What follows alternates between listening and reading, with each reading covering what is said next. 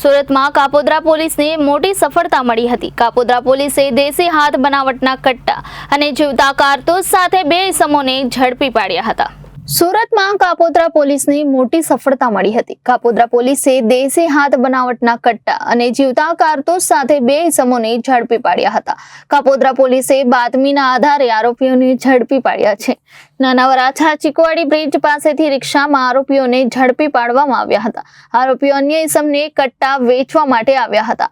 આરોપી પાસેથી 2 હાથ બનાવટના કટ્ટા, 3 કારતૂસ, 3 મોબાઈલ અને 1 રિક્ષા કબજે કરી હતી। કાપોદ્રા પોલીસે આરોપી પાસેથી 3.20 લાખથી વધુનો મુદ્દામાલ કબજે કર્યો હતો।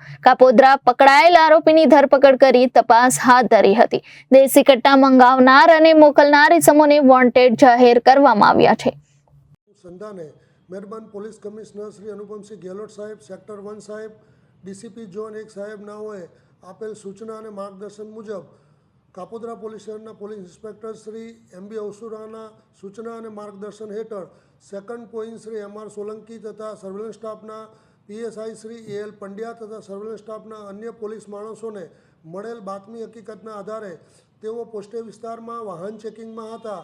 તે દરમિયાન તેઓની બાતમી હકીકતવાળી એક ઓટો રિક્ષા આવતા એ ઓટો રિક્ષાને ઊભી રાખી તેને ચેકિંગ કરતા અને સઘન ચેકિંગ કરતા રિક્ષાની અંદર બેઠેલ 3 ઈસમો પાસેથી દેશી બનાવટના કટ્ટા નંગ 2 તથા જીવતા કાર્ટીસ નંગ 3 તથા 3 મોબાઈલ અને ઓટો રિક્ષા મળી કુલ્લે કિંમત ₹3,20,000 જેટલો મુદ્દામાલ હસ્તગત કરવામાં આવેલ છે।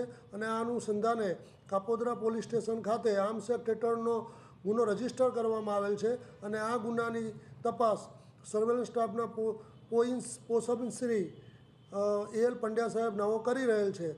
આ ઉપરોક્ત આરોપીઓની જે ધરપકડ કરવામાં આવેલ છે તેઓની પૂછપરછ દરમિયાન એવી હકીકત ખુલવામાં પામેલ છે કે આગામી નવરાત્રિ તથા દિવાળીના તહેવારો આવતા હોય અને તે અનુસંધાને તેઓને કોઈ સારી એવી ટીપ મળે તો મોટો કોગ્નિઝેબલ ગુનો કરવાની યોજના હતી અને આ અનુસંધાને અન્ય 2 આરોપીઓને પણ વોન્ટેડ જાહેર કરવામાં આવેલ છે અને હાલ આ ગુનાની તપાસ તજવીજ ચાલુ છે।